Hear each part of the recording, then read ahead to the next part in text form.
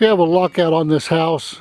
Both the front door and the back door have lever handle and deadbolt slugs with F cylinders in them.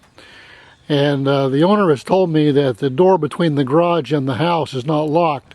So I think the simplest way to get in is to simply bypass this garage door opener and open this garage door and go into the house that way. So I'm going to demonstrate how to do that.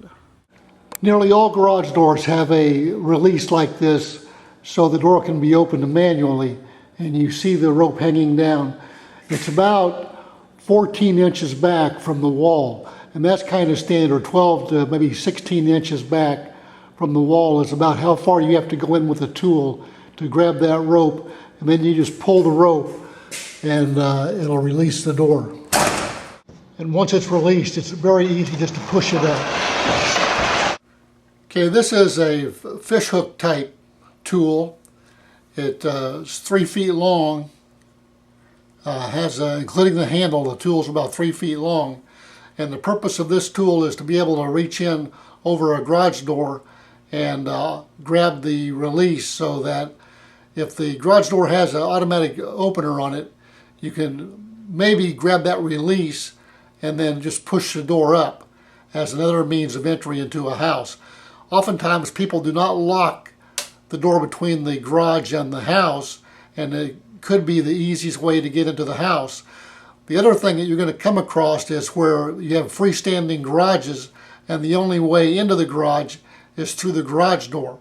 So you may have to open the garage door to get into the building. This tool is called the Ripcord. It's sold by Sparrow's Lock Picks for about $16. In this box we have a night edge wireless endoscope camera that we're going to use to help us open this garage door. There's a lot of uses for this camera, and they only cost about 40 or 50 bucks now on the internet, and it's well worth having this in your supply of tools. This is what the camera looks like when it's all rolled up. It's very simple to use. It comes with instructions. You have to download some software off the internet to your smartphone, but it's very easy to use if you just follow the instructions. Okay, so the first thing I'm going to do is I'm going to put this wedge right in the center of this door and try to create about 1/4 of an inch gap.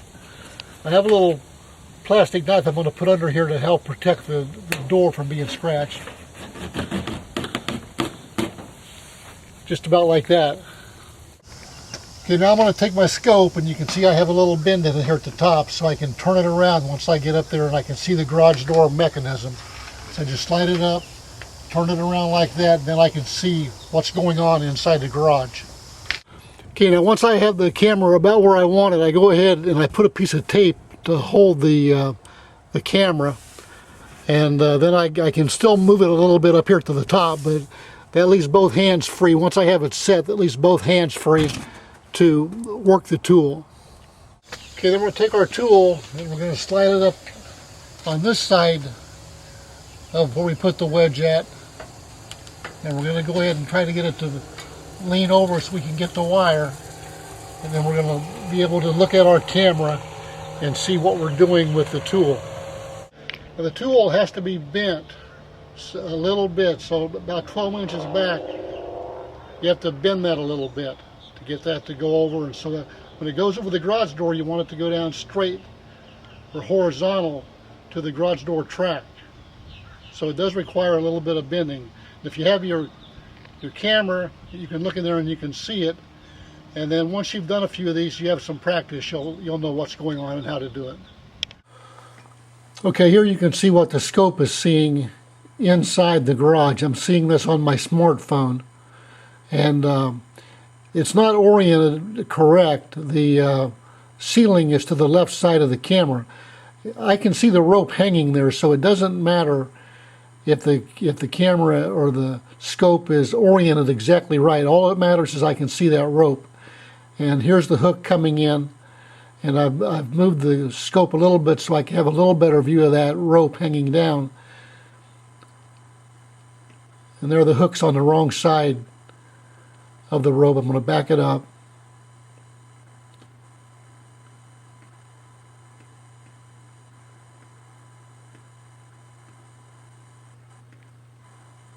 Okay, there are the hook is too high. It's towards the ceiling. It needs to come down more towards the floor and grab the rope. Okay, there I've got it now. Now I can pull it and it'll do the release on the garage door opener and I can push the door up. Once you've released that and you have your tools off the door, you just push it up. Okay, now I've set the camera up inside the garage. I've closed the door and I'm going to open the door again so you can see what it looks like from the inside.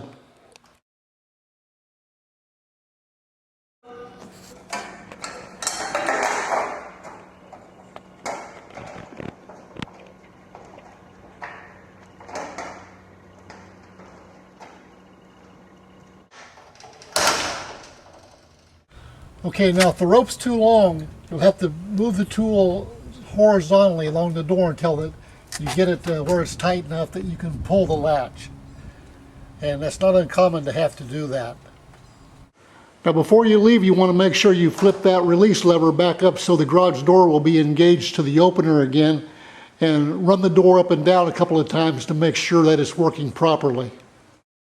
The garage door bypass is a very valuable skill and can often save a lot of time. In a bind, it can be done with just a piece of cardboard for a wedge and a coat hanger wire. It is a good practice to check the garage door for potential bypass before drilling any locks.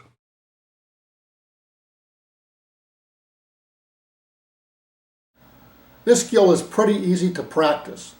Just find some old deadbolts, put them on your house and drill them open. However, do not just do deadbolts, but also try some key and knob locks. It won't take long. After drilling a few locks, you'll have the confidence to attack about any kind of lock situation. Companies are always making new tools to bypass locks, and the lock companies are continually upgrading their locks to defeat the tools. Some bolts and some plugs are protected by extremely hard steel plate and may require either a carbide or diamond tip bit. Try to learn the location of the retainer bolts for the most common locks. In this course, I have tried to introduce you to some of the basic concepts and tools for lock bypass. It is impossible to cover all methods and all tools. You will need to continue to search for new tools and new methods of bypass, as manufacturers are always making new tools. In Course 18, I will demonstrate drilling a Medico high security lock. Please take just a moment to like the video and also subscribe to our channel. Thanks for watching.